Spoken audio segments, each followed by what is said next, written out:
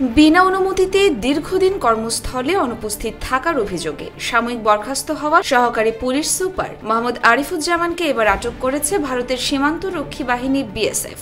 14 August স্বরাষ্ট্র মন্ত্রণালয়ের জ্যেষ্ঠ সচিব নাসিমুল গনির সই করা প্রজ্ঞাপনে জানানো হয়, গত বছরের 14 অক্টোবর থেকে তিনি কর্মস্থলে হাজির হচ্ছিলেন না। সেজন্য সরকারি কর্মচারী বিধিমাল অনুযায়ী তাকে অসদাচরণ ও পলায়নের অভিযোগে অভিযুক্ত করা হয় এবং চাকরি থেকে সাময়িক বরখাস্ত করা হয়। কিন্তু শনিবার সন্ধ্যায় পশ্চিমবঙ্গের উত্তর 24 পরগনার হাকিমপুর সীমান্ত থেকে তাকে আটক করে বিএসএফ।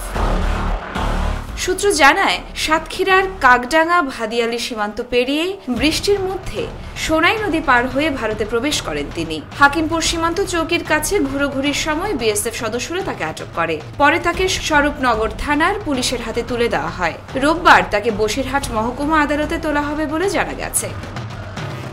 আরিফুজ্জামান আগে রংপুর মেট্রোপলিটন পুলিশের সহকারী পুলিশ সুপার পদে কর্মরত ছিলেন। পরে তাকে ময়মনসিংহে এপিবিএন 2 এ বদলি করা হয়। কিন্তু গত বছরের 14 অক্টোবর থেকে বিনা অনুমতিতে কর্মস্থলে অনুপস্থিত থাকায় তাকে সাময়িক বরখাস্ত করা হয় এবং তখন থেকেই তিনি পলাতক ছিলেন। বাংলাদেশের বরখাস্ত পুলিশ কর্মকর্তা এখন ভারতীয় আদালতের মুখোমুখি। তারপর তার ভাগ্যে কি অপেক্ষা করছে সেটাই এখন দেখার বিষয়।